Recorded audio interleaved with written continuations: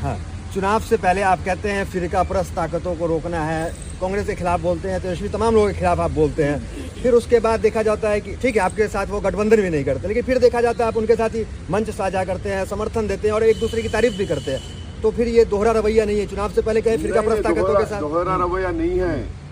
अगर मेरे कॉन्स्टिट्यूंसी में 290 करोड़ की सीवरेज लाइन पड़ रही है अकबर के पास, तो मेरा राइट है ना गवर्नमेंट से काम करवाना।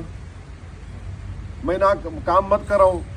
अब मिसाल के तौर पे मालेगांव में पावरलूम इंडस्ट्री है, मालेगांव में वो पावरलूम इंडस्ट्री के लोगों को मैंने वादा किया था कि तुमको ले जाकर मिनिस्टर के सामने बिठाऊंगा।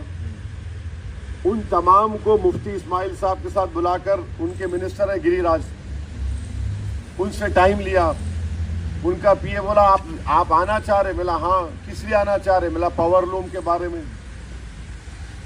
गिरिराज सिंह के साथ जाकर बैठ के बात किए मालेगांव के पावरलूम इंडस्ट्रीज के बारे में।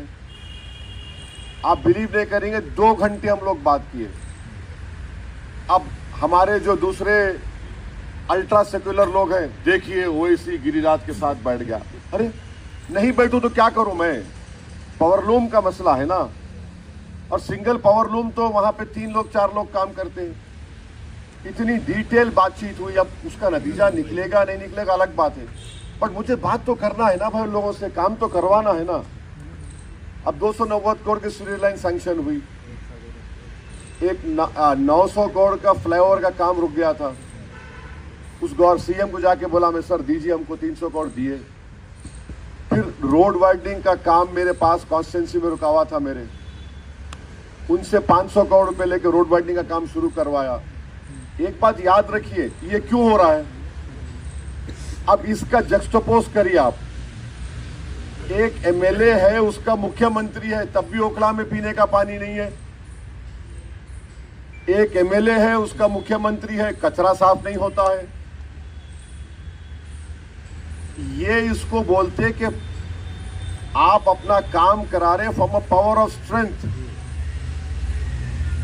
आपके पास पावर है और उनको मालूम कि भाई इनको साथ लेके चलना है, हम साथ लेके चल रहे।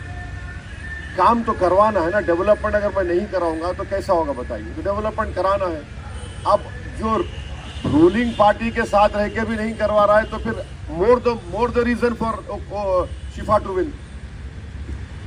तो ये कोई उनसे कॉम्प्रोमाइज की बात नहीं हो रही है, तो याद रखिए आप।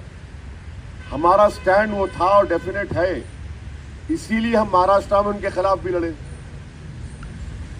मगर वो डेवलपमेंट तो हमको करवाना है, इसीलिए तो हम जीतते हैं।